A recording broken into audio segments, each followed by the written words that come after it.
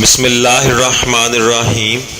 دنیا اور آخرت کی نعمتیں حاصل کرنے کا وظیفہ۔ آج کا جو عمل میں آپ کے لیے لے کر آیا ہوں یہ بہت نایاب عمل ہے۔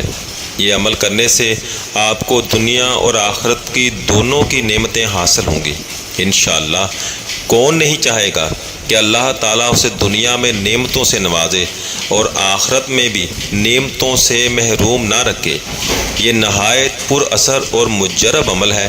اس عمل کو آپ لازمی اپنے دوستوں کے ساتھ صدقہ جاریہ سمجھ کر شیئر کریں تاکہ وہ بھی مستفید ہو سکیں۔